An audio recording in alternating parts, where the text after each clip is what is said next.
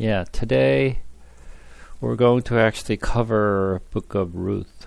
Book of Ruth is, I'm sure many of you are familiar with the story itself. And it's a very short book. It's only 4 chapters, so it's a fairly small book. But this book is a very, very important book. That this book is actually, it's like a chain between the judge and the First Samuel. So this is the book that it's actually kind of links between those two books. So once you actually understand Book of Ruth, you would understand why Ruth is actually in this between the judges and the First Samuel.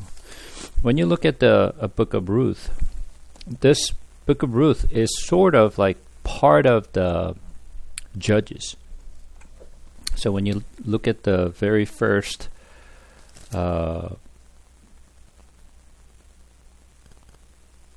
chapter 1, it says, in the days when the judges ruled, there was the famine in the land, and a man of Bethlehem in Judah went to sojourn in the country of Moab, and he and his wife and his 2 sons. The name of the man was Elimelech, and the name of his wife Naomi, and the name of his 2 sons were Mahlon and Chilion. They were Ephrathite from Bethlehem in Judah. They went into the country of Moab and remained there, but Elimelech, the husband of Naomi, died, and she was left with her 2 sons. And these 2 Moabites' wife, the name of the one was Orpah, and the name of the other Ruth. They lived there about 10 years, and both Mahlon and Chilion died, so that the woman was left without her 2 sons and her husband. So when you look at this, the first part of the Book of Ruth, it says, in the days when the judges ruled, there was famine in the land. So you can see the judge was ruling at that time. So this is before there was a king in Israel. So within those time of judges, when you actually kind of like do the math of the time period of the judge, it's about somewhere between 350 years to 400 years between Joshua and the King Saul. So there's like about 350 to 400 time period of the judges. So within that time period, Ruth kind of like, in the middle of those 350 or 400 years. But when is this story? Is when you look at the actual Book of Ruth, we can kind of tell it is somewhere probably at the beginning of the time of judge. So how do we know that this is actually the beginning of the judge rather than in the middle or the towards the end of the judge? So obviously, end of judge is somewhere between Samson and the rest of the story that we have seen, right? So we can kind of tell when you look at the chapter 4 at the end of it. So you'll see this. When you turn to chapter 4, verse 18, it says, now these are the generation of Perez. Perez fathers Hezron. Hezron fathered Ram. Ram fathered Aminadab. Aminadab fathered Nahshon. Nahshon fathered Salmon. Salmon fathered Boaz. Boaz fathered Obed. Obed fathered Jess. And Jess fathered David. So when you look at this genealogy here, you will find something interesting here. So you will see verse 21. Salmon fathered Boaz. The Boaz fathered Obed. Obed fathered Jess, and Jess fathered David. So who is the Salmon?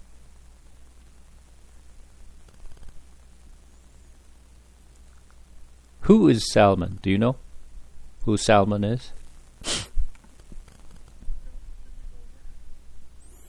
Yes, we did go over.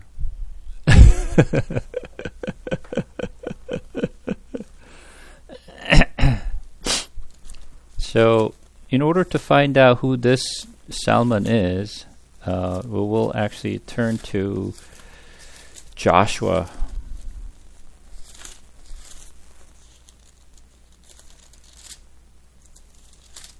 Let's turn to chapter 2. Joshua chapter 2.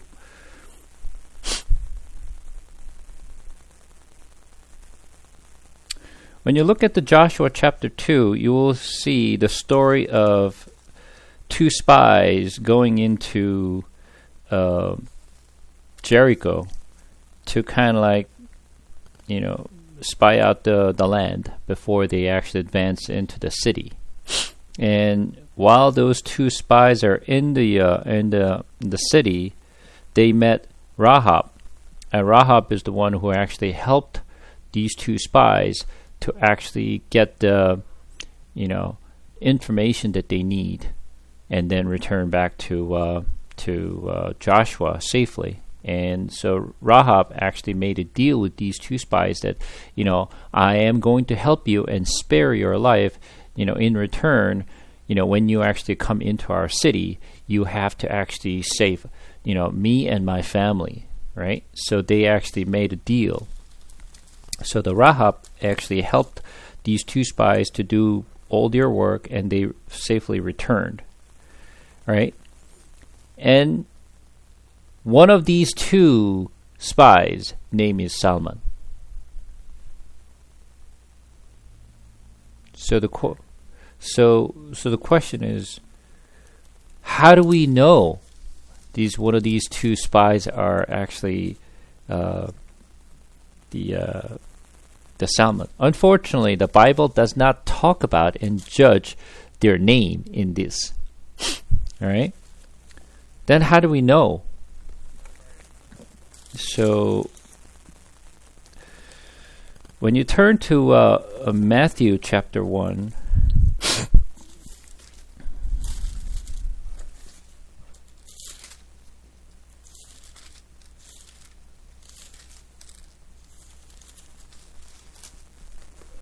when you look at the chapter 1 of Matthew, when you look at verse 5, the Salmon, the father of Boaz, by Rahab, and Boaz, the father of Obed, by Ruth. So most of the scholars, biblical scholars, sees the Salmon was one of those two spies, and then eventually married to Rahab, and then have a baby of Salmon. So if that is true, then we know that obviously Salmon lived in a time of Joshua. That's even before the time of Judge, right? Because the Joshuas are still living. So Boaz was actually born, almost the tail end of the Joshua's time. So if the Boaz was actually born in the beginning of the Judge's time period, obviously the story of Ruth is the beginning of the time of Judge rather than in the middle or towards the end of it, right? But what's interesting here is that, as I mentioned, time of Judge is about 350 years or to 400 years. If the Boaz was living in a early stage of the Judge, right, then think about it.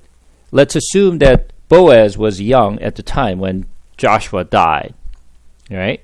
And then he was actually married to the Ruth and have a son, Jess. And then Jess have a baby of David. Well, that don't make any sense, because that period would be maybe, less than 100 years, right? You wouldn't go for 300 to 400 years. So what's that story then? It doesn't make any sense. But you have to understand this. The genealogy in the Bible does not talk about every generation. They skip generation. So what Bible talks about is not every single person in the middle, but whoever is important in the Bible is actually recorded it. So generation skipped. So in between either time somewhere between the Boaz and the David, or before the Salmon and to Boaz, there is definitely a gap. We don't know where the gap is, but there is definitely generation gap. Does it make sense? So just to keep in mind that Bible does not talk about every generation. It talks about important generation. So sometimes they actually call it son, or they call it father, but they could be there like grandson. It could be grandfather. It's not direct, father to son. You understand? So to keep that in mind.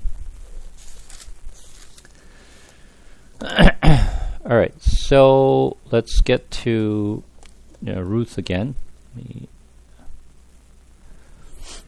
So obviously, Elimelech, which is the family of Naomi, there was a famine in the land of Israel, so they actually moved to Moab. If this was the beginning of the time of judge, it just makes no sense, because they're supposed to live in their own land, not to go to a foreign country like Moab. They're not supposed to. They're supposed to settle in the promised land that God gave them. When you look at the story, you will find something interesting, because if you actually map this story to Abraham was living in the Uru. He was living well life, because at the time, Mesopotamian region was a very rich area, and that's where the civilization started. So he was a living well life. But all of a sudden, God appeared to Abraham and said, "I want you to go to the land where I direct you to." So he has no idea where he was going. So he actually took the word from the Lord, and he actually took the journey all the way to the Canaan, right? And when he reached to Canaan, what did he find? Do you remember?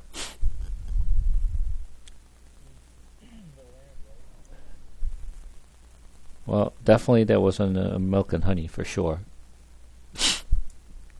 When he arrived at the land of Canaan, what did he find?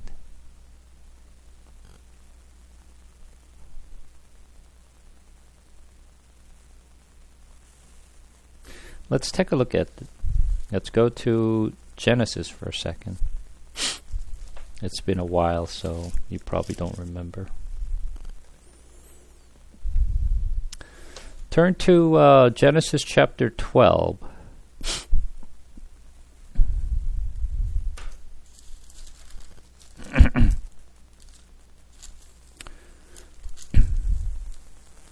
Genesis chapter 12, verse 1 says, "Now the Lord said to Abram, Go from your country and your kindred and your father's house to the land that I will show you, and I will make of you a great nation, and I will bless you and make your name great, so that you will be a blessing. I will bless those who bless you, and him who dishonor you I will curse.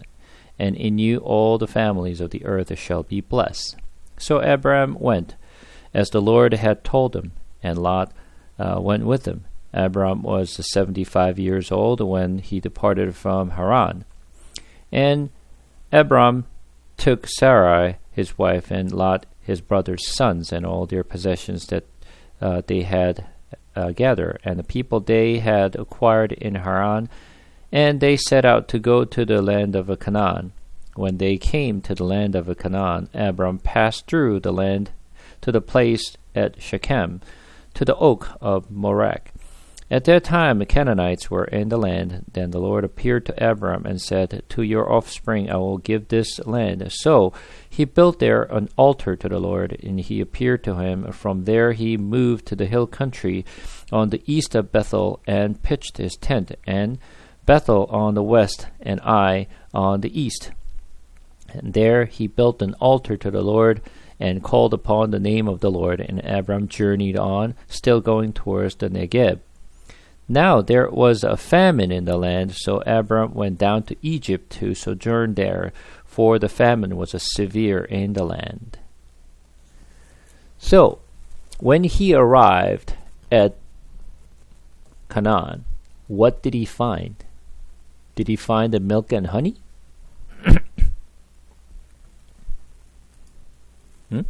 What did he find?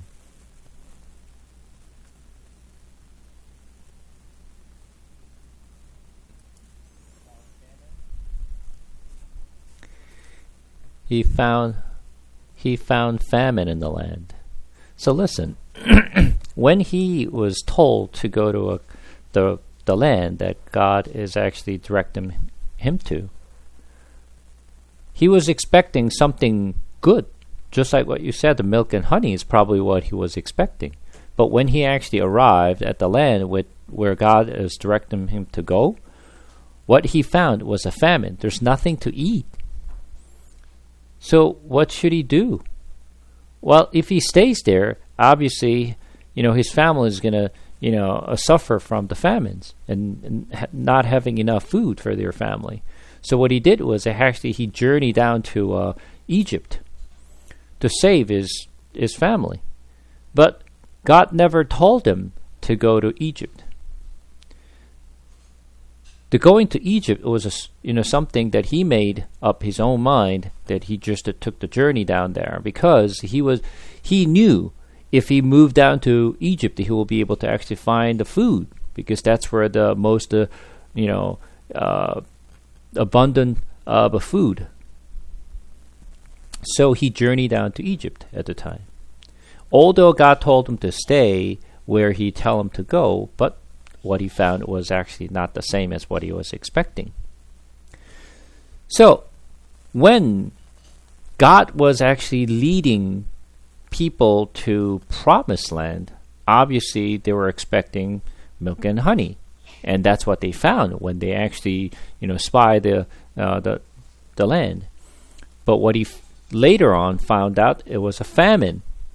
So family of Naomi said, we cannot live here. Let's go someplace else.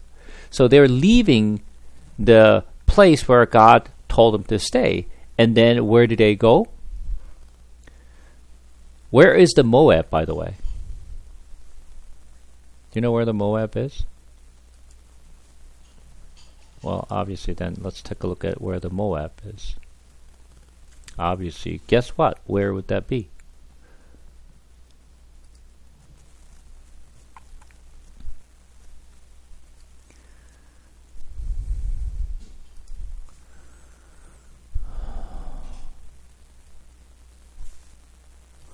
Let me share my screen for a second.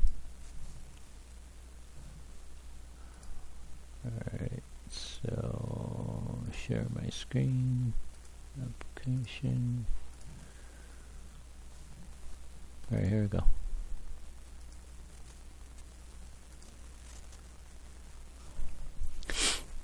Here's the Israel, right? Kingdom of Moab, right here. So Bethlehem is somewhere here, and they went to eastbound. So when they usually go to eastbound, what happened?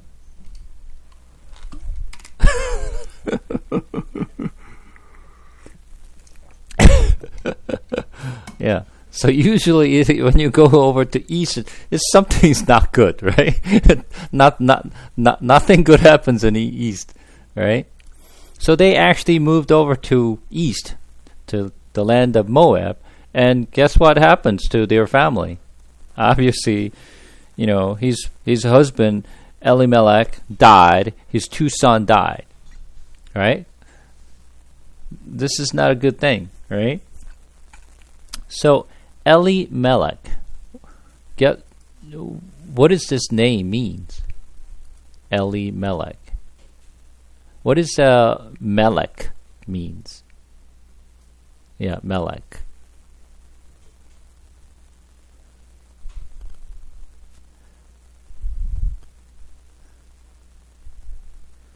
In Genesis, we actually learned when Abraham, when Ruth family was captured by the other pagan, and he chased all the way to Damascus to actually bring his family back. Remember? And then when he returned, someone actually came out and greeted him and blessed him. Do you know who that was?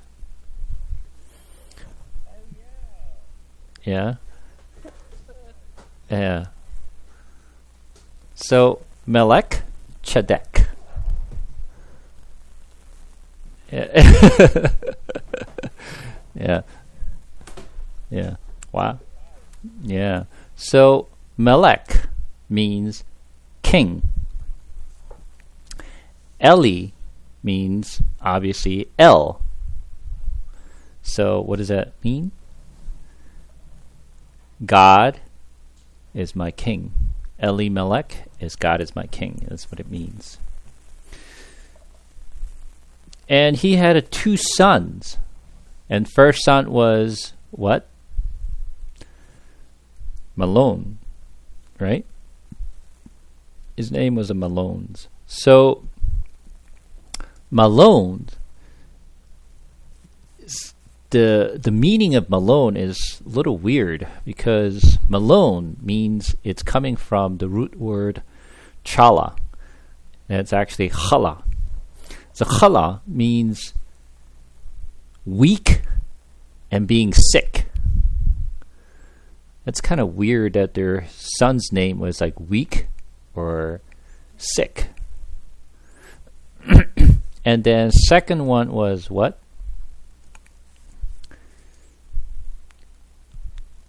Is Killian, right?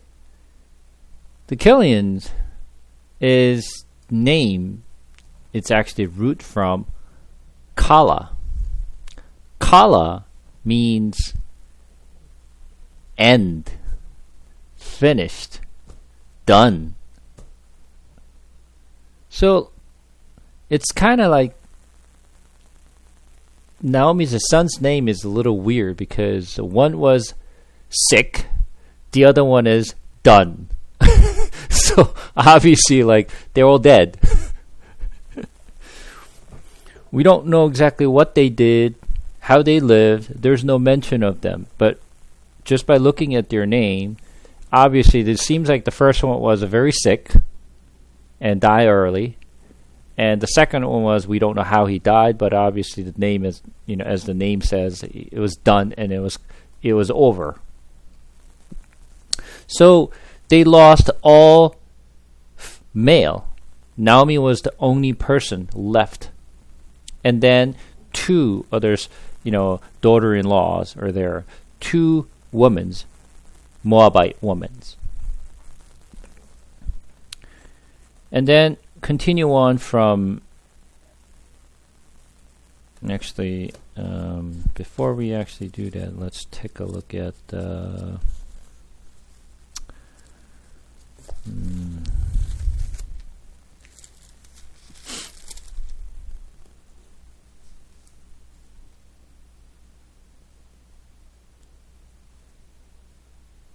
yeah. Let's take a look at verse 6.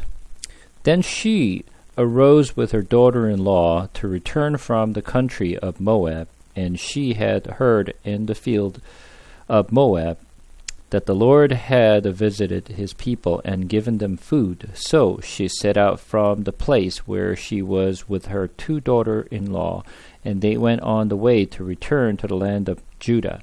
But Naomi said to her 2 daughters-in-law, Go return each of you to her mother's house. May the Lord deal kindly with you as you have dealt with the dead and with me. The Lord grant that you may find rest, each of you, in the house of her husband. Then she kissed them, and they lifted up their voices and wept. And they said to her, No, we will return with you to your people. But Naomi said, Turn back, my daughters. Why will you go with me? Have I yet son in my womb, that they may become your husband? Turn back, my daughters. Go your ways, for I am too old to have a husband.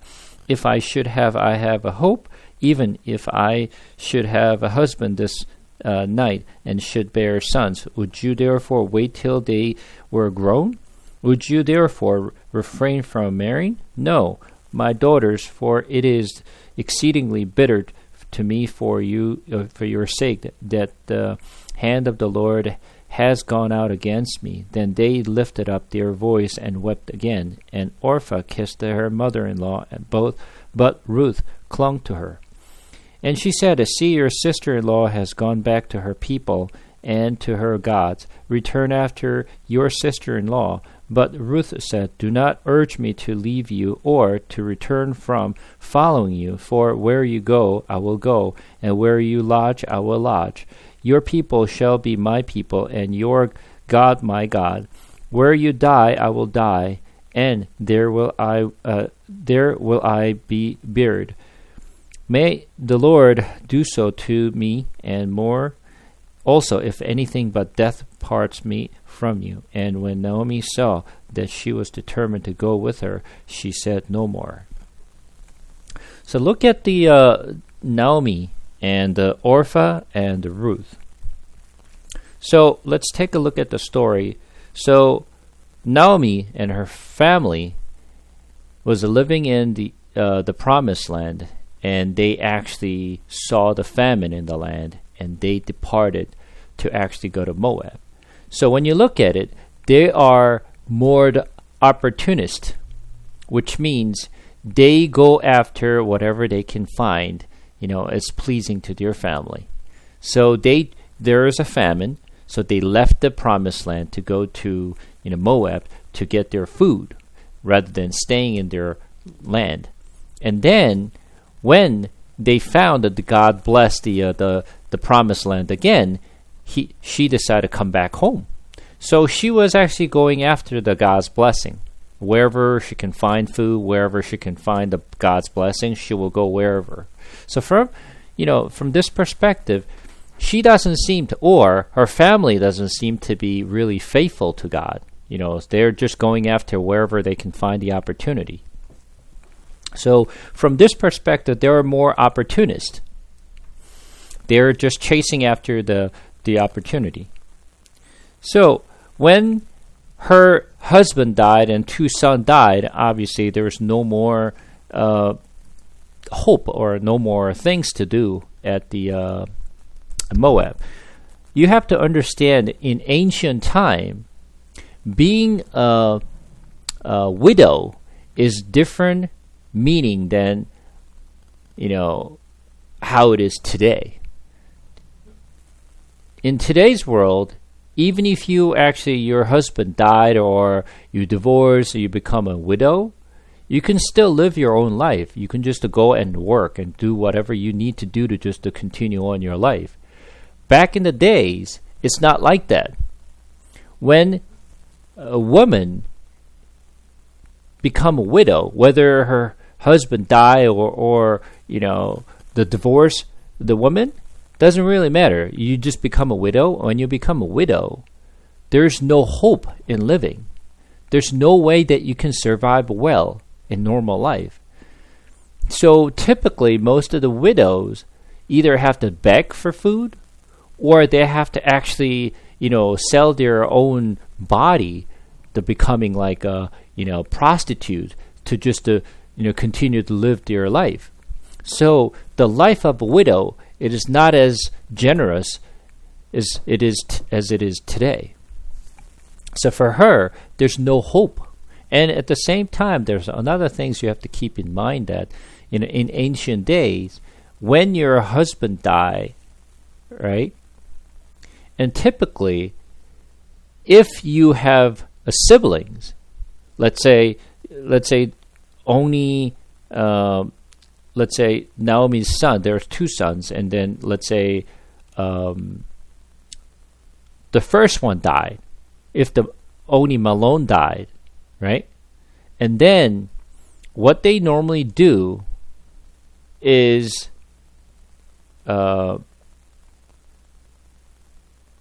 typically the second son married to his sister-in-law to have a child. It's kind of weird relationship, but it's not. The reason that they do that is because so that the second son married to the sister-in-law and have a child, but that child does not become the second son's child, but the child through the first sister-in-law's child become the first son's child. Does that make sense? So they're married to the sister-in-laws to have a child for his brother, so that the brother's line can continue. This is just like not so much of a having a second marriage, but just to continue the family lines. So in ancient days, there was it's a weird customs that usually if the first son dies, and then usually the second son married to the sister-in-law. So you probably remember in Jesus' time, the Sadducees came over to Jesus and gave these questions. And in heaven, if there was a woman, if this woman married to there was a seventh son and married to the first sons, and the first son died, and then she married to the second son, and second son died, and she married to the third son, and the third son died, and the fourth son, continue on, and then she married to the seventh son, and then all died. And then when she goes to heaven, which of this husband is her husband?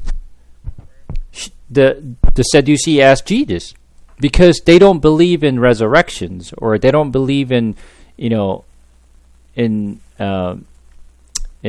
resurrect and living in heaven. So this is why the Sadducees asked Jesus, and then Jesus' answer was, "You don't understand. In heaven, there's no such thing as marriage." That's why Jesus actually, answered that question, and this is why the Sadducee asked this question, because back then, that's how the custom worked. So this is why the Ruth is saying, "I don't have a husband." So, when Orpha and Ruth said, we're going to stay with you, and Naomi said, "What are you talking about? I'm old. I'm not going to be able to actually marry to another husband."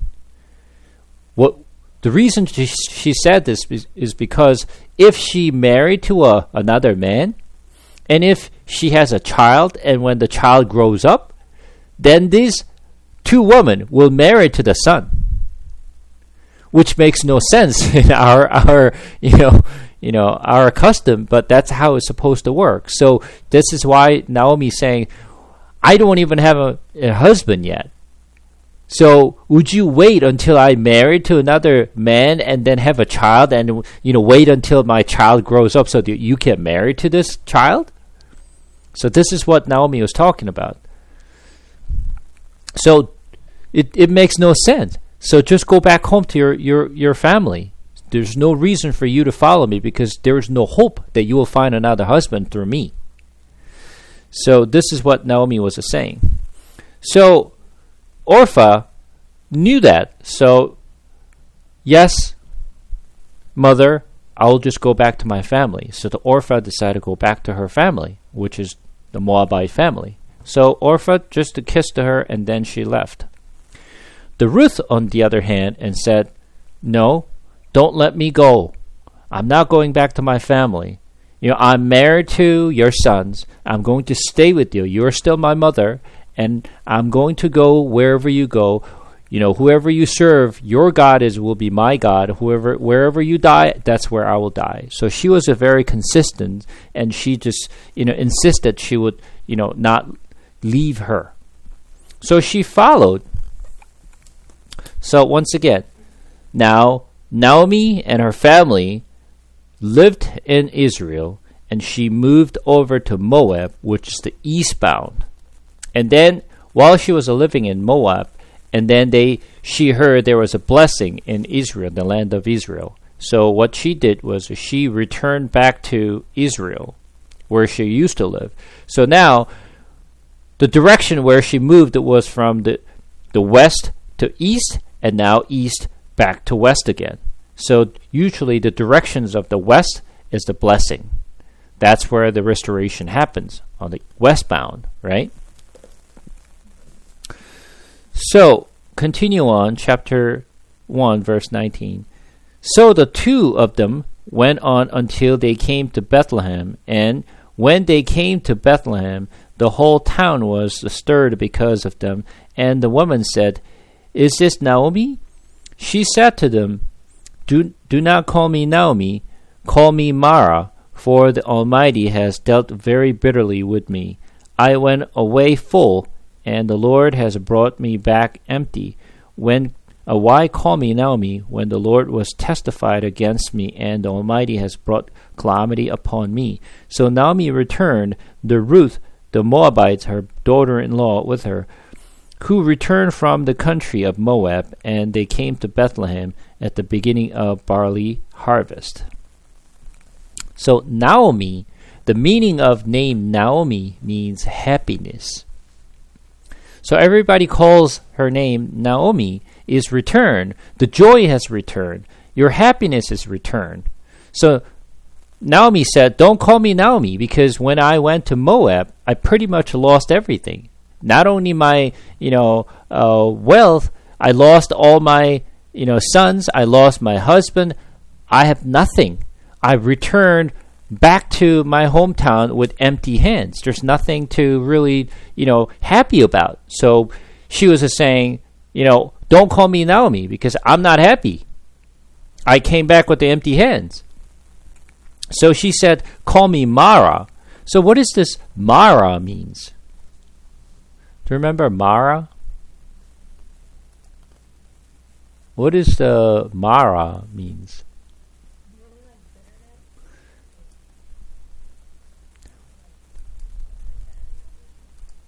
So Mara is like you pointed out, it's a bitterness. Remember when Moses actually led the people out of Egypt, when they came out of, remember where they went? The place where they found. Where was that place? Well, let's go back again. Exodus. Exodus chapter 15. Exodus chapter 15, reading from verse 22. Then Moses made Israel set out from the Red Sea, and they went into the wilderness of Shur. They went 3 days in the wilderness and found no water. When they came to Marah, they could not drink the water of Marah because it was bitter. Therefore it was named Marah. Remember this place, Marah? They found the place is called the Marah, and what they found was the bitter water, so they could not drink. So what did Moses do? It was he actually broke the branch and then he threw into the water. The water became sweet so they can drink. So I went over this story, right? So it was a bitterness means almost death, right? And then when he threw the branch into the water, which was the cross, that became the sweet waters that people can drink, which is becoming the living water, death to living. Right, this is what I went over when I was going over to Exodus at the time. So Mara is bitterness and death. This is why when you actually read the Bible, you will find something interesting. Remember, when we started the Bible sharing, when God created the earth, right, and he created the light, and he said the day called, and how the day started.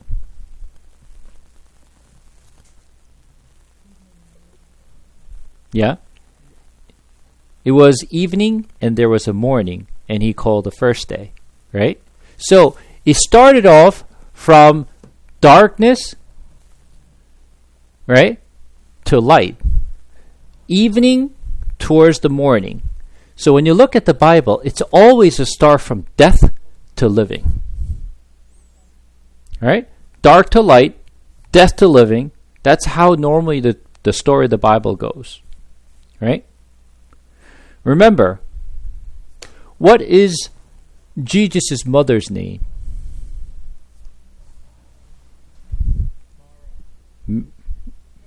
Mary, right? Mary, right? Mary is, in Spanish, what does Mary call? Maria. Maria means Mara. That's Mara. Yeah, that is Mara. So, yeah, Mary is Maria, and it's a bitterness, and it represent death. So when you look at how the Jesus comes, and through Maria, which is Mary, from death, Jesus comes, and he makes a living. When you look at the story of Matthew for a second, so let's actually turn to Matthew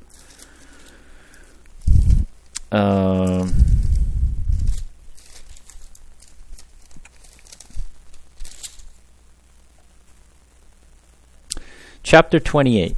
Matthew chapter 28. Actually, let's take a look at Matthew 27 first. Matthew 27. When you look at the Matthew chapter 27, you'll find some interesting story here.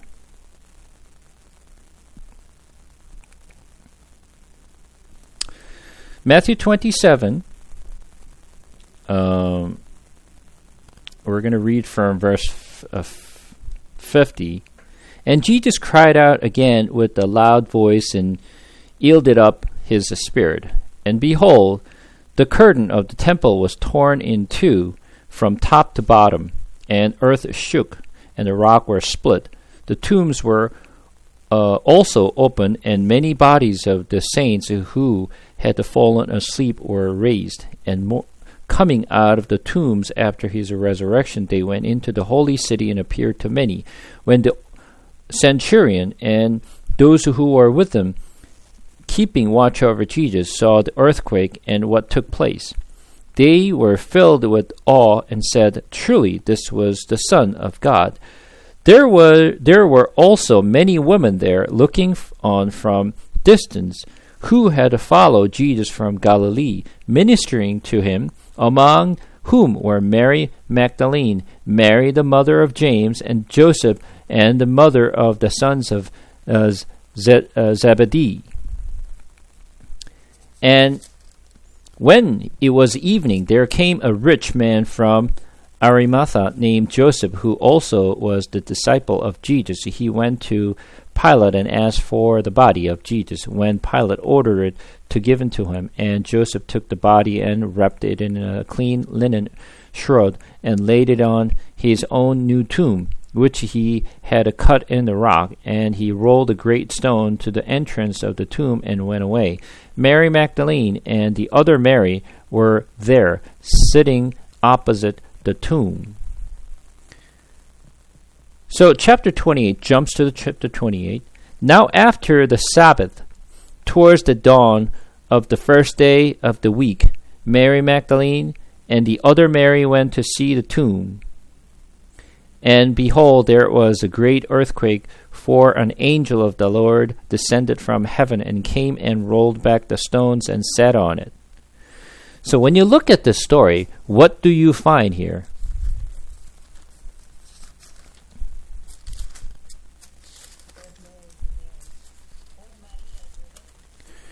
Yeah, there's too many Maria, too many Marys, right? Jesus' mother's name was Mary, Mary Magdalene, and there's other Mary. Mary. It's all Marias all over the place.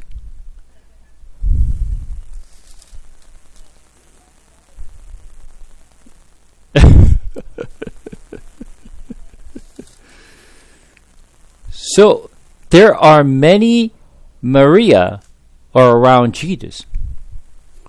You have to understand why someone who loved Jesus and wiped his feet with her hair was Mary.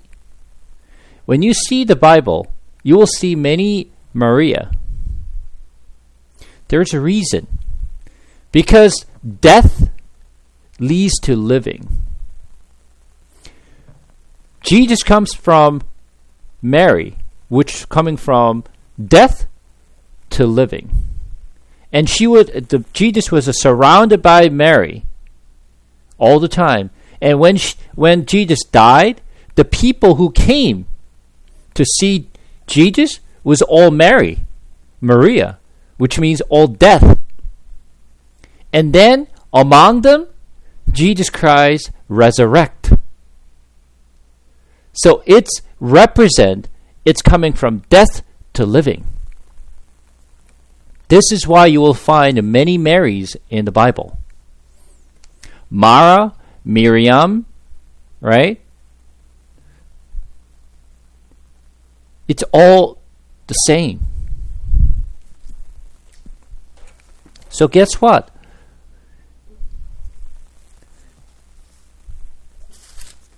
Naomi said, call me Mara. I have no joy, I have no happiness in me.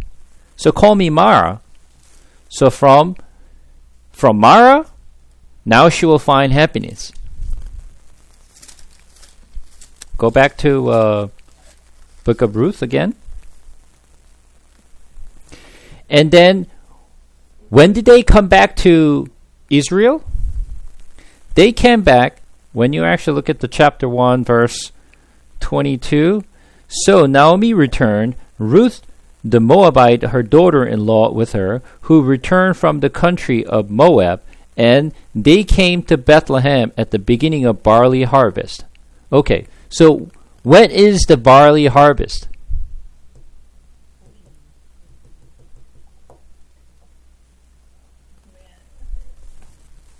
We learned all this.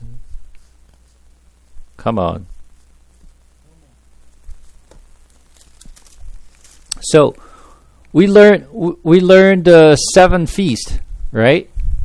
What is the first feast? The Passover. Second one? Unleavened bread. And third? The first fruit. The first fruit is the time when they actually harvest barley. Okay? So that's where they harvest the barley. So what is the feast of the first fruit represent? Passover represent what? Represent death of Jesus Christ on the cross. Right? And then, Feast of the First Fruit represent the resurrection of Jesus Christ. Right? And guess what happens to Ruth? This is the time when she starts to resurrect. So, she returned to Bethlehem at the beginning of barley harvest, which is the Feast of First Fruit. Chapter 2. Now Naomi had a relative of her husband, a worthy man of a clan of Elimelech, whose name was Boaz. And Ruth the Moabite said to Naomi, "Let me go to the field and glean among the ears of grain after him, in whose sight I shall find favor." And she said to her, "Go, my daughter." So she set out and went and gleaned in the field after the reaper. And she had happened to come to the part of the field belonging to Boaz, who was of the clan of Elimelech. And behold, Boaz came from Bethlehem, and he said to the reaper, "The Lord be with you." And they answered, "The Lord bless you." Then Boaz said to his young man who was in charge of the reapers, "Whose a young woman is this?" And the servant who was in charge of the reapers answered, "She is the young Moabite woman who came back with Naomi in the country of Moab." She said, "Please let me glean and gather among the sheaves after the reapers." So she came, and she had continued from early morning until now, except for a short rest. Then Boaz said to Ruth, "Now listen, my daughter, do not go to glean in another field, or leave this one who keep close to my young woman. Let your eyes be on the field that they are reaping, and go after them. Have I not charged you, the young man, not to touch you?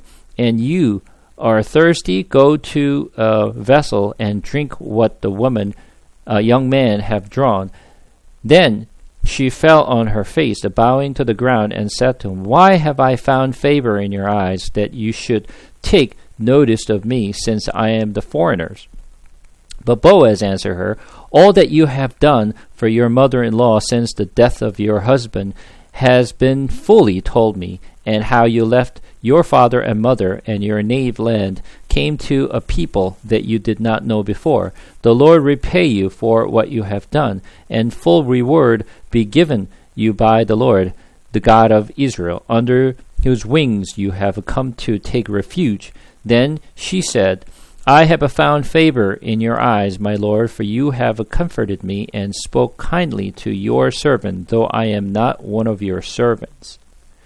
Now, as you read the story, I want you to map this story now. Boaz is represent Jesus. Moabite woman, which is the foreign woman, is the church. Okay? That's exactly the story. The worthy man represents Jesus.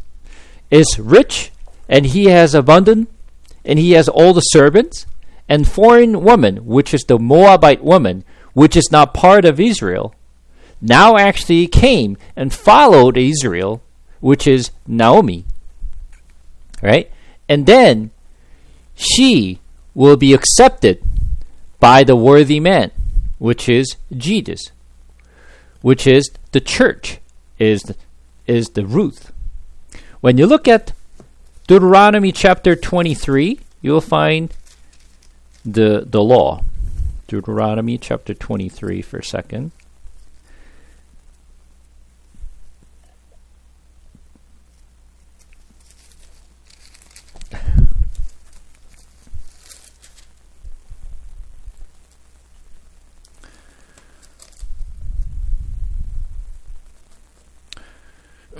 Deuteronomy chapter 3, I'm going to read from verse 1. "No one whose testify are crushed, or whose male organ is cut off, shall enter the assembly of the Lord. No one born of a forbidden union may enter the assembly of the Lord. Even to the 10th generation, none of his descendants may enter the assembly of the Lord. No Ammonites or Moabite may enter the assembly of the Lord. Even to the 10th generation, none of them may enter the assembly of the Lord forever. When you look at this, Moabite women or Ammonite people should never ever enter into the assembly of God. They're forbidden. They're not supposed to be in the assembly of God. So this is by law. They're completely eliminated from the God's house. But all of a sudden, Moabite woman, this woman should never enter into the assembly of God, but she was accepted into Israel. And not only she was accepted into Israel, but when you look at the story of Matthew chapter 1, as we have seen in the genealogy, the Ruth became what? Grandmother of King David, where the Jesus comes through that line.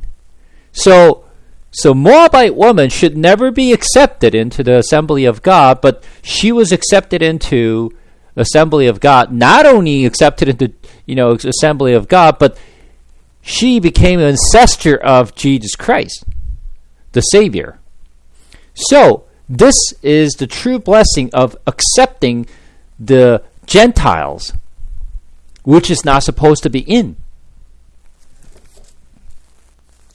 So when you read the story, when you mapped Boaz as Jesus and Ruth as church and Naomi as Israel, you'll be able to see the relationship between those three. So go back to chapter 2. It's verse 7 says, "She said, 'Please let me glean and gather among the sheaves and the reaper.' So she came, and she has continued from early morning until now, except for the short rest." Verse 8, "Then Boaz said to Ruth, 'Now listen, my daughter, do not go to glean in another field,'" which means don't go elsewhere. You stay with me in my field. Don't go anywhere. "Or leave this one, but keep close to my young woman. Let your eyes be on the field, that they may reaping, and go after them. Have I not charged the young man not to touch you?" And so that means I will protect my servant to do any harm to you. So you stay with my field. I will protect you. I will be there. And then let your eyes be on the field that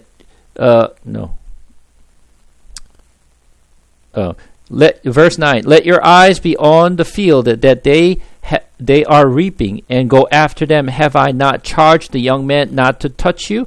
And when you are thirsty, go to the vessel and drink what the young woman have drawn." So what is he saying? Drink my water. Drink what water? The living water. You stay in my field, you take my living water. And then continue on. "Then she fell on her face, bowing to the ground, and said to him, 'Why have I found favor in your eyes, that you should take notice of me, since I am a foreigner?'" Let's take a look at Psalm chapter 8.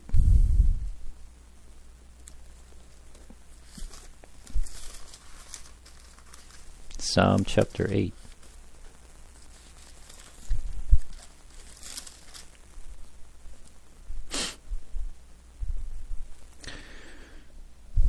"O Lord, our Lord, how majestic is your name in all the earth. You have set your glory above the heavens. Out of the mouth of babies and infants, you have established strength because of your foes, to still the enemy and the avenger.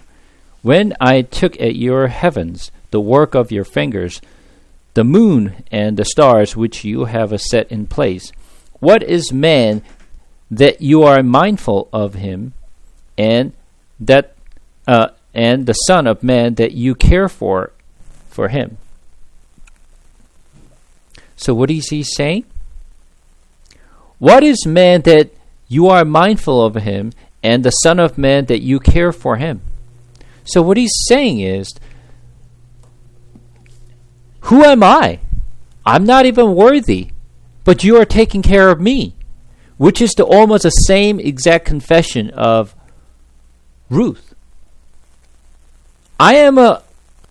Why have I found favor in your eyes that you should take care of me, since I am a foreigner? I'm nobody. I'm a Moabite woman. Why are you carrying me? Who am I that you care for me?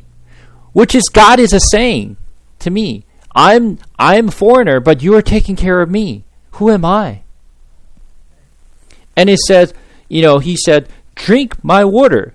Remember John chapter 4, when Jesus actually went to Samaria, and when he met the Samaritan woman, what did she say?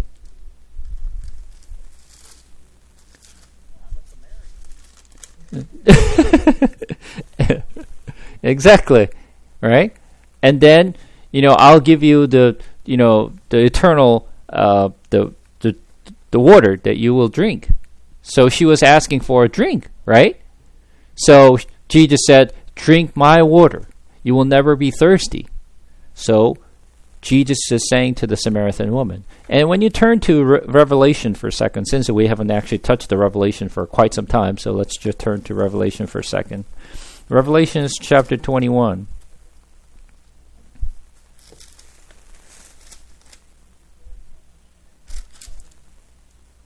Actually, chapter 22, not 21. Revelation chapter 22.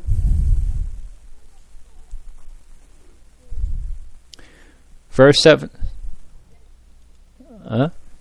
Chapter 22, verse 17. It says, the Spirit and the bride said, come, and let the one who hears say, come, and let the one who is thirsty come, let the one who desire take the water of life without price. So, what is he saying? Come and drink my living water free. Come and enjoy when you get thirsty. And that's what exactly Boaz said to the Ruth.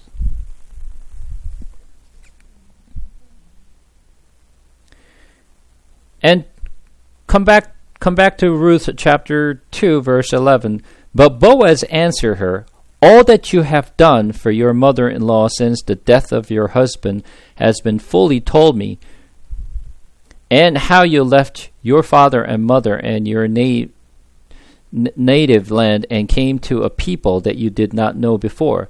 The Lord repay you for what you have done, and full reward be given you by the Lord and the God of Israel, under whose wings you have come to take refuge. And she said, I have found favor in your eyes, my Lord, for you have comforted me and spoken kindly to your servant, though I am not one of your servants. So, let's take a look at Psalm chapter 61.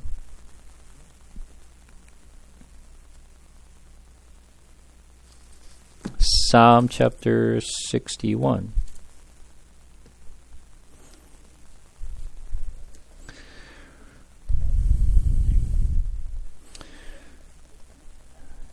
Psalm chapter 61 says, hear my cry, O God, listen to my prayer. From the end of the earth I call to you. When my heart is faint, lead me to the rock that is higher than I, for you have been my refuge, a strong tower against the enemy. Let me dwell in your tent forever. Let me take refuge under the shelter of your wings. So this is exactly what Boaz said to Ruth, right? What did he say?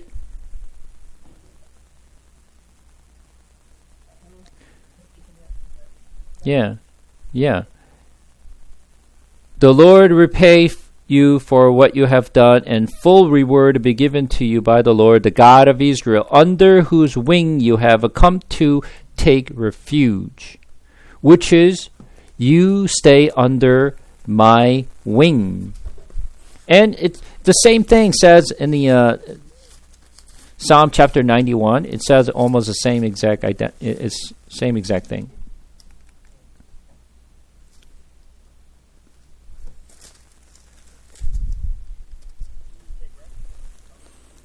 Yeah.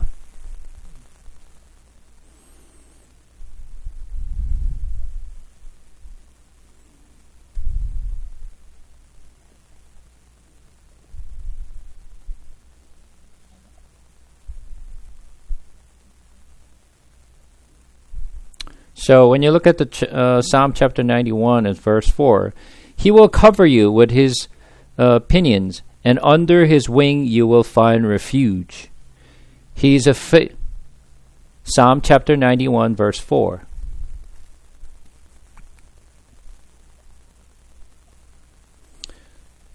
So he will cover you with his pinions, and under his wings you will find refuge. His faithfulness is the shield and buckler.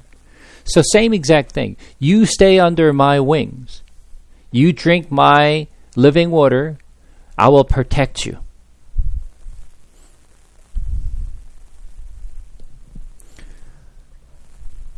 So continue on from Ruth chapter 2 verse 14.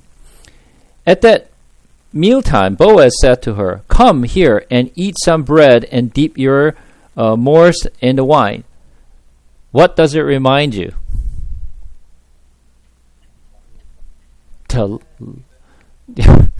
He breaks the bread and give it to them. Take my bread, drink my wine, right? My blood. Huh?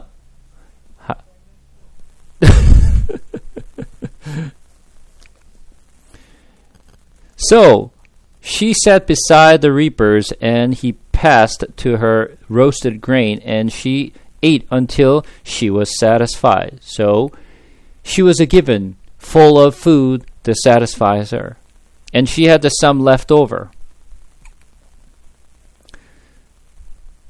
When Jesus actually fed the 5,000 people, there was a leftover basket, right? When she rose to glean, Boaz instructed his young man, saying, "Let her glean even among the sheaf, and do not reproach her. And also pull out some from the bundles for her, and leave it for her to glean, and do not rebuke her." So she gleaned in the field until evening. Then she beat out what she had gleaned, and it was about an ephah of barley. And she took it up and went into the city. Her mother-in-law saw what she had gleaned. She also brought out and gave her what food she had left over after being satisfied. And her mother-in-law said to her, "Where did you glean today? And where have you worked? Blessed be the man who took notice of you." So she told her mother-in-law with whom she had worked, and said, "The man's name with whom I worked today is Boaz." Actually, one thing I actually forgot to mention. Out of all those people that we are actually seeing here, we have actually seen Naomi, we have seen the Elimelech, and we have seen his two sons, Malone and Chilians. We actually learned about the Ruth. We have seen all these people's name. But what's interesting is Boaz. There's no meaning of Boaz. We don't know what it means. Yeah, we don't know exactly what Boaz means. What does that tell you? Boaz means, actually, there's no meaning. We don't know the root of this word. It's like, when Moses asked, "What is your name?" "I am who I am." It's like there's no name, right? I am what I am. That I am. It's like no name. And then continue on. And Naomi said to her daughter-in-law, May he be blessed by the Lord, whose kindness has not forsaken a living or the dead. What does he say? She said, whose kindness has not forsaken the living or the dead. Naomi also said to her, the man is close a relative of ours, one of our redeemers. What does that mean? Boaz is the redeemer. Right?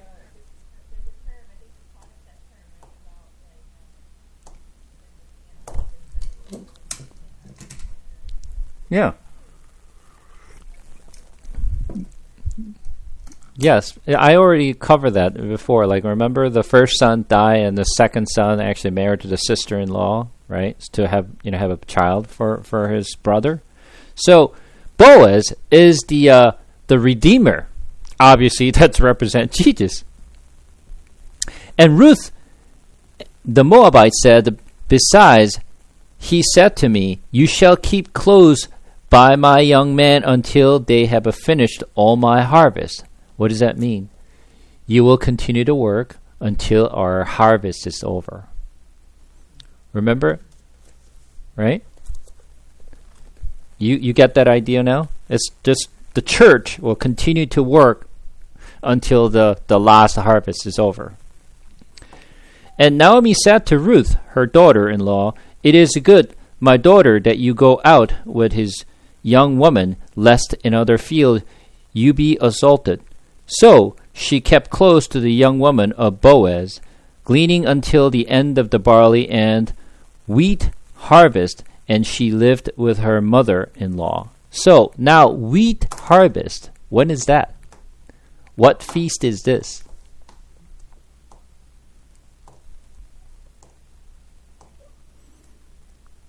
Wheat harvest. Barley harvest was the feast of the first fruit. When is the wheat harvest? Feast of the week, which is Pentecost. That's Pentecost.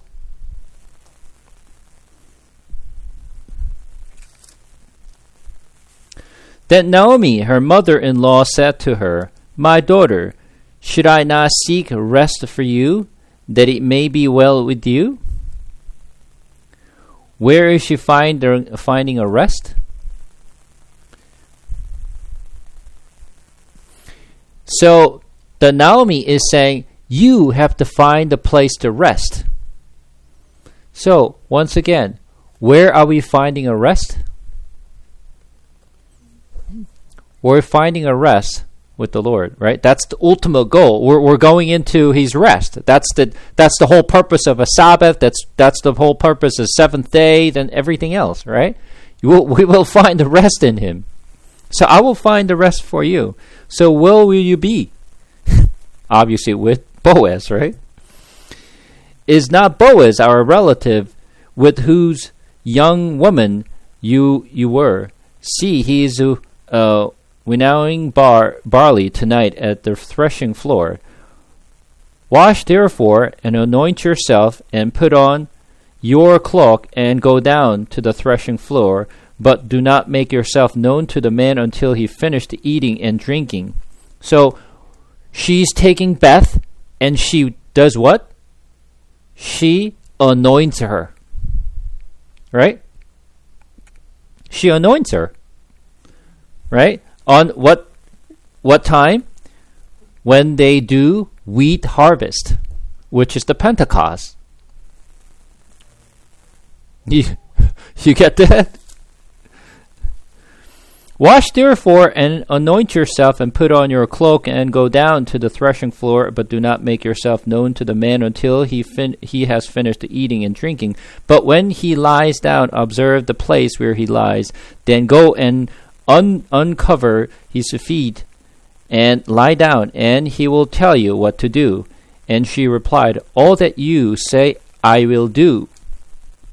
So she went down to the threshing floor, and did just as her mother-in-law had commanded her. And when Boaz had eaten and drunk, and his heart was merry, he went to lie down at the end of the heap of grain. Then she came softly, uncovered his feet, and lay down. At the midnight the man was startled and turned over, and behold, a woman lay at his feet. He said, "Who are you?" And she answered, I am Ruth, your servant. Spread your wings over your servant, for you are a redeemer. You get that full idea here?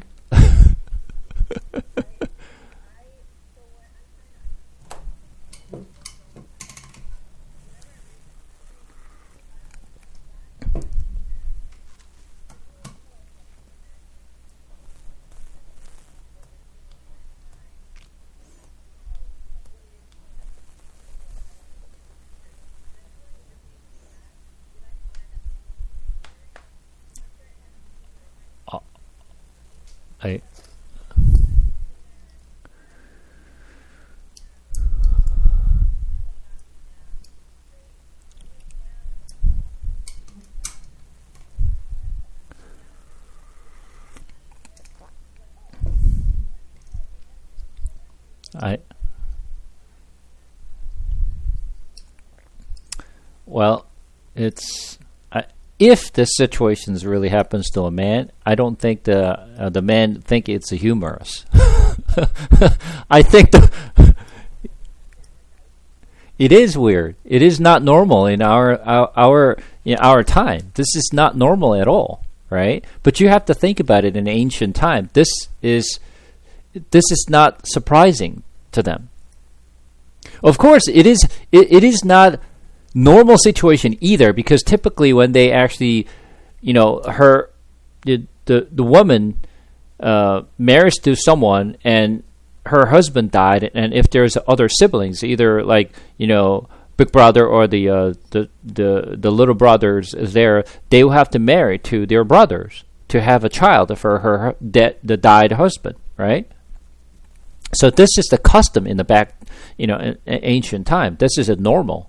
Of course, this is a little bit different than marrying to her brother-in-law. It is now actually, because she has no more brother-in-law, it is actually marrying to a cousin. You know what I mean? So it's not normal situation, but in ancient time, that's how it is.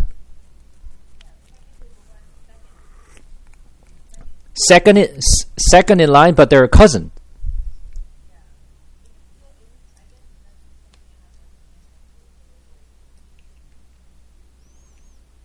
Yeah.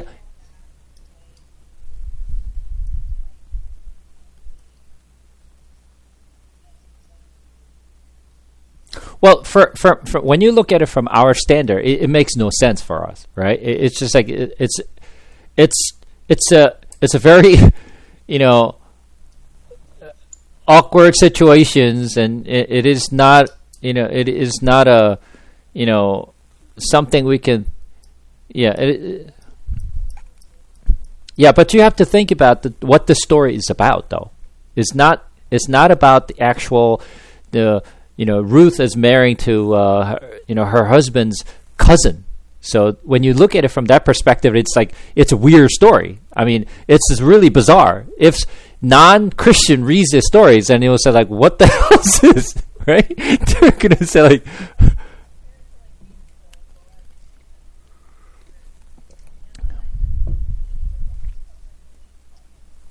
okay, so that's where we're actually getting. All right, so let's take a look at Revelations chapter 7 for a second. Revelation chapter 7.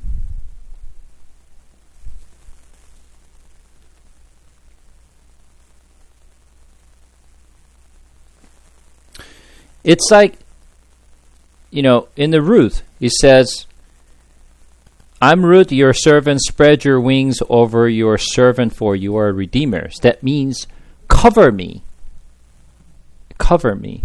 Okay? So that cover me means the same as this in Revelation chapter 7, verse 15. Therefore they are before the throne of God, to serve him day and night in his temple, and he who sits on the throne will shelter them with his presence. Shelter them means I will cover you, which means cover me with your clothes. It's like you come under my shelter. You come under my clothes. You come under my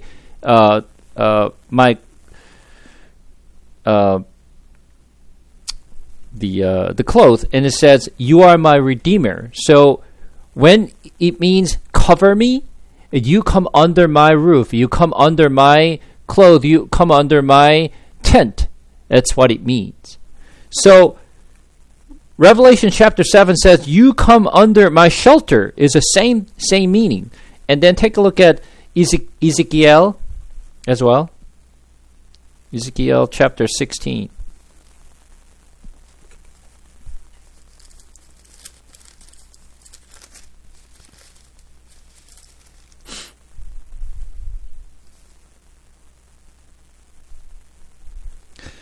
We're going to read from verse 6.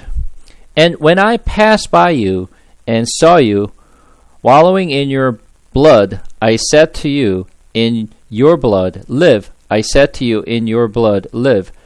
I made you flourish like a plant in the field, and you grew up and became tall and arrived a full adornment. Your breasts were formed, and your hair had grown, yet you were naked and bare. When I passed by you,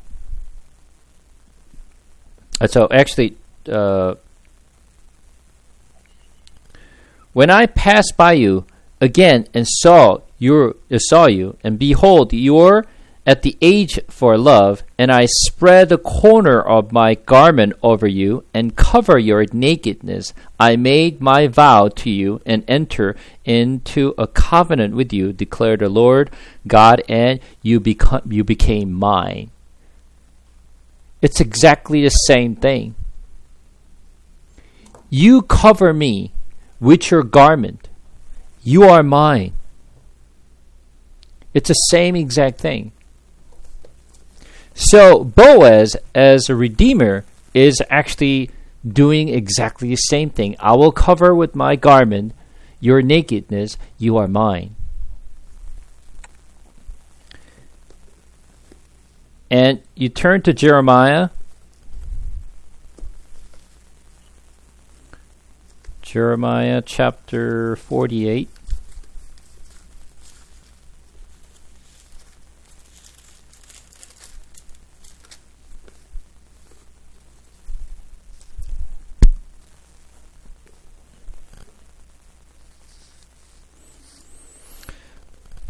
Jeremiah chapter 48, we're going to read from verse 36.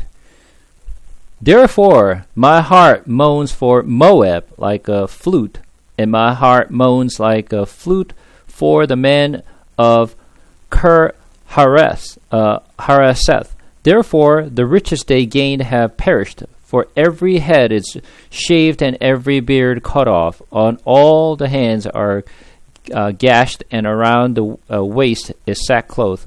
On all the housetops of Moab and in the square there is nothing but lamentations, for I have broken Moab like a vessel for which no one cares, declared the Lord.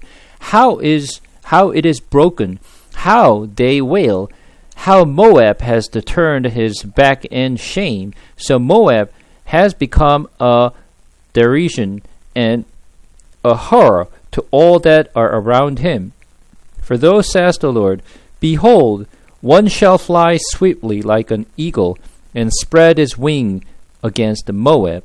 The city shall be taken, and the stronghold seized. What is he saying?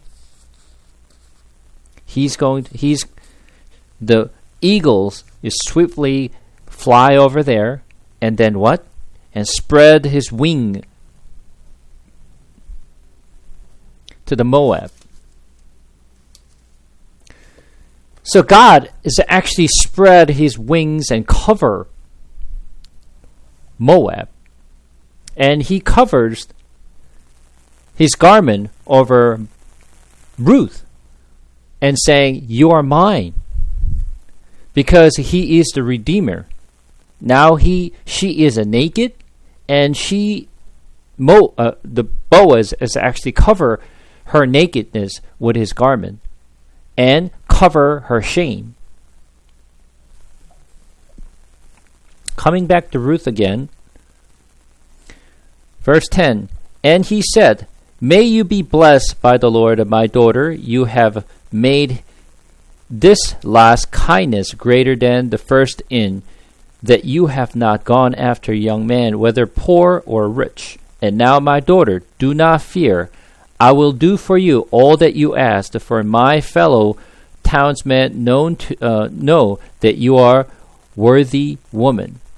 So, the Moabite woman, which is not a worthy woman, but because of Boaz, now she became a worthy woman. She are called to be worthy woman. By who? By Boaz. And now it is true that I am a redeemer, yet there is a redeemer nearer than I. Remain tonight, and in the morning, if he will redeem you, good, let him do it. But if he is not willing to redeem you, then as the Lord lives, I will redeem you. Lie down until the morning. So she lay at the feet until the morning. So she stayed from the evening till the morning, but arose before one could recognize another. And he said, "Let it not be known that the woman came to the threshing floor." And he said, "Bring the garment you are wearing and hold it out." So she held it, and he measured out 6 measures of barley and put it on her. Then she went into the city, and when she came to her mother-in-law, she said, How did you fare, my daughter?" Then she told her all that man had done for her, saying, "These 6 measures of barley he gave to me, and said to me, You must not go back empty-handed to your mother-in-law." She replied, "Wait, my daughter, until you learn how the matter turns out, for the man will not rest, but will settle the matter today." Now Boaz had gone up to the gate and sat down there, and behold, the Redeemer of whom Boaz had spoken came by. So Boaz said, "Turn aside, friend, sit down here." And turn aside and sat down. And he took 10 men of the elder of the city and said, "Sit down here." So they sat down.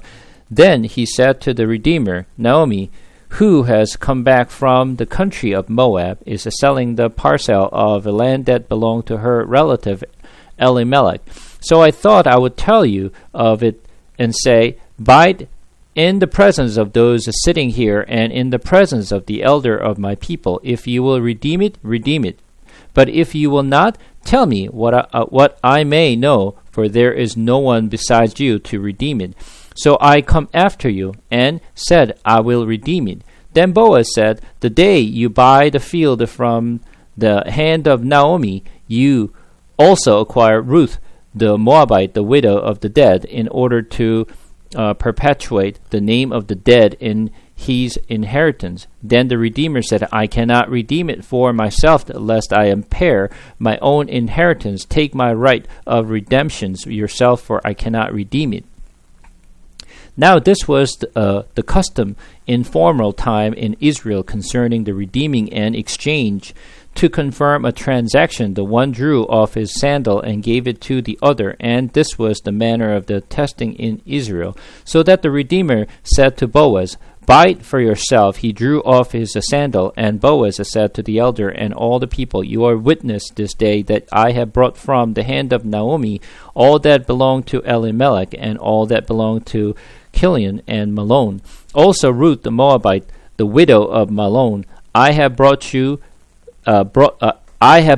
to be my wife, to perpetuate the name of the dead of his inheritance, that the name of the dead may not be cut off from among his brothers and from the gate of his native place. You are witness this day." Then all the people who were at the gate and the elder said, "We are witnessed. May the Lord make the woman who is coming into your house like Rachel and Leah, who together built up the house of Israel. May you act worthy in Ephrathah, and be renowned in Bethlehem, and may your house be like the house of Perez, whom Tamar bore to Judah, because of the offspring that the Lord will give you by this young woman. So, question is, why Boaz is the second redeemer?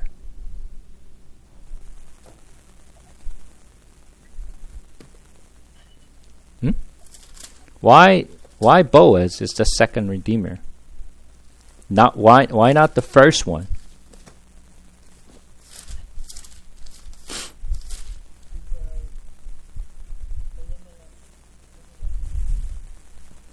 Hmm?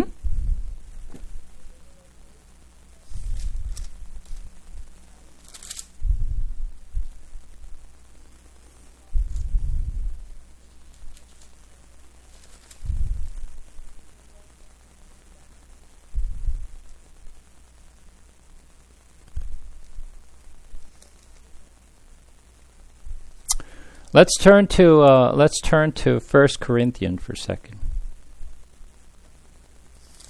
1 Corinthians chapter 15.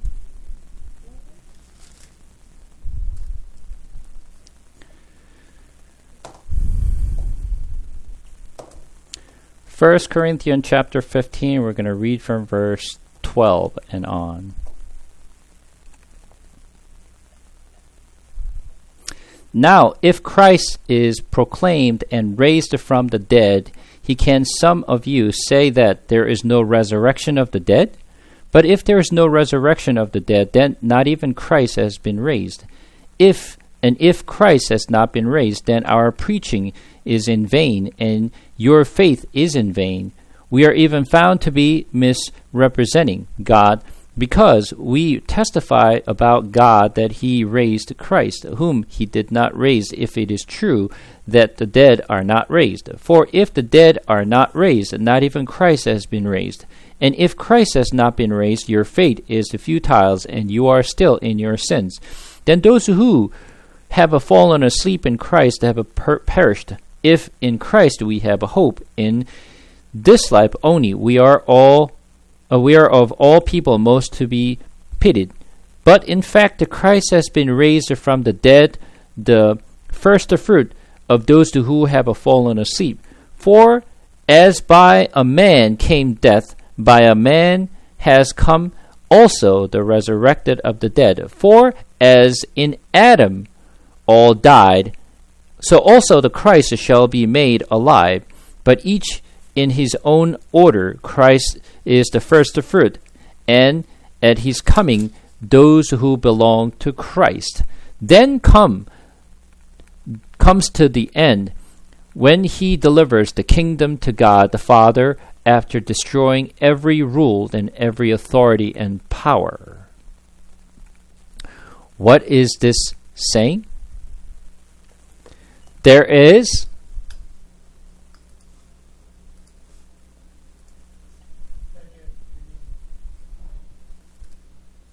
what is he saying?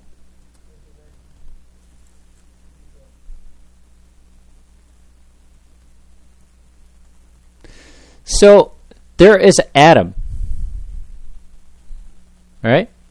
So through first Adam, there's a sin came in, right? And then through the last Adam. So let's take a look at Romans for a second.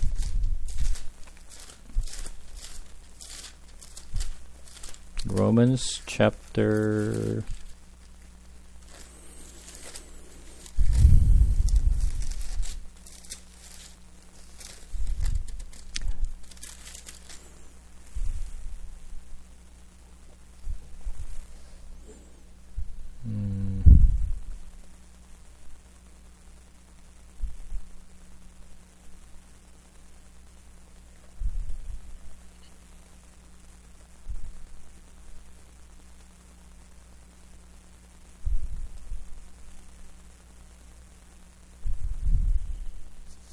1 second.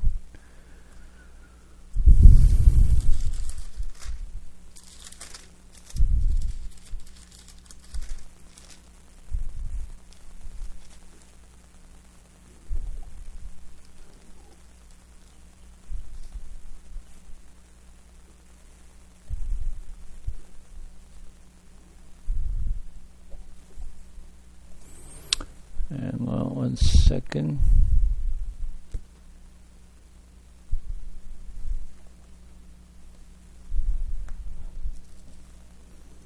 So let's take a look at Romans chapter 5 for a second.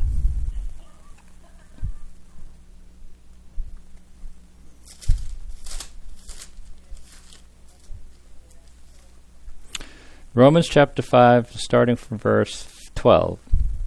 Therefore, just as a sin came into the world through one man, and death through the sins, so death spread to all men because all sinned. For sin indeed was in the world before the law was given, but sin is not counted where there is no law. Yet death reigned from Adam to Moses, even over those whose sinning was not like the transgression of Adam, who was a type of the one who was to come. But the free gift is not like the trespass, for I may die that through the one man trespass much more have the grace of God, and the free gift by the grace of that one man Jesus Christ abound for many. And the free gift is not like the result of that one man's sins, for the judgment following one trespass brought the condemnations, but the free gift to follow many trespass brought justifications. For if, because of one man's trespass, death reigned through that one man, much more will those who received abundance of grace and the free gift of righteousness reign in the life through the one man, Jesus Christ. So, there's a one man, which is the Adam, is where the sin came through, and the last Adam, that's where the salvation comes. Right? And then go back to the 1 Corinthians chapter 15 again.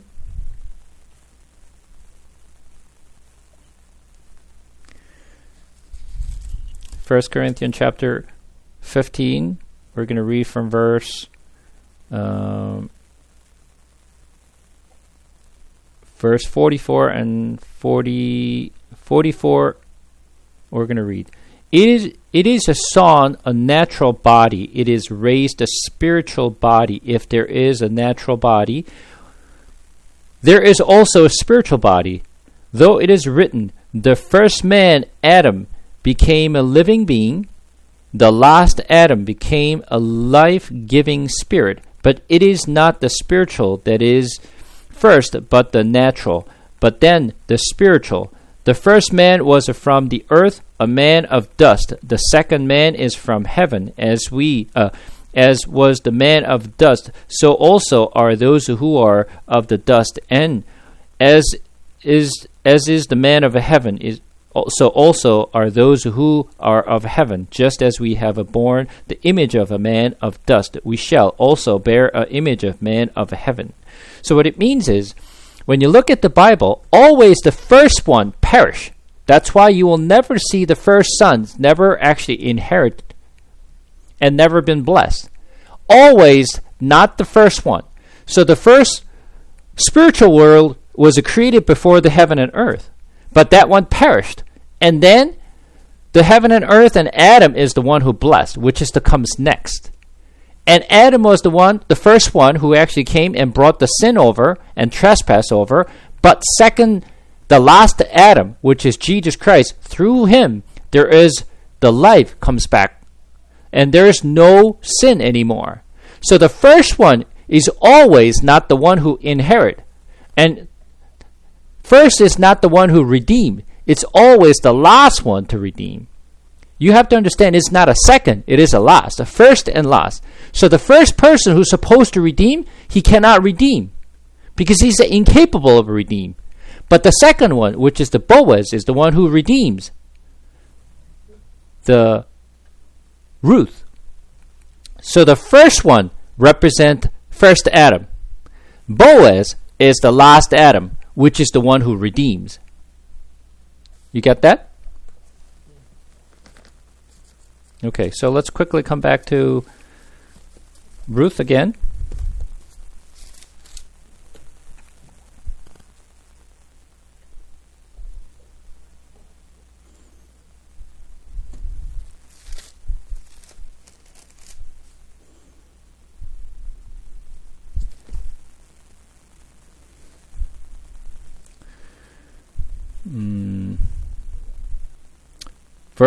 chapter 4, verse 13. So Boaz took Ruth, and she became his wife, which is, the church became the wife of Boaz, which is Jesus. And he went into her, and the Lord gave her conceptions, and she bore a son. Then the woman said to Naomi, Blessed be the Lord, who has not left you this day without a redeemer, and may his name be renowned in Israel. He shall be to you a restorer of life, and nourisher of the old age for you, your daughter-in-law who loves you, who is more than you, than 7 sons, has given birth to him. Then Naomi took the child and laid him on her lap and became his nurse. And the woman of neighborhood gave him a name, saying, A son has been born to Naomi, which is the happiness. Then renamed him Obed, which he was the father of Jesse, the father of David. Now these are the generation of Perez. The Perez the father Hezron, Hezron fathered Ram, Ram fathered Abinadab, Abinadab fathered Nahshon, Nahshon fathered Solomon, Solomon fathered Boaz, Boaz fathered Obed, Obed fathered Jess, and the Jess fathered David. So now David, which is name, beloved, which is representation of a Jesus again. So the story continues. But the story of Ruth, Boaz, Naomi, and the Ruth is about Jesus, Israel, and the church. That's what the story is about. And how Jesus will redeem the church. And how restore of Naomi as well. And when she became empty, when she lost everything, now Jesus brings her back and restore everything. So her name, Naomi, became Naomi again. Naomi became Mara, Mara became Naomi again. That's the story of Moab. So the story of the Ruth is not about the woman getting married to another man. It's the story of the gospel.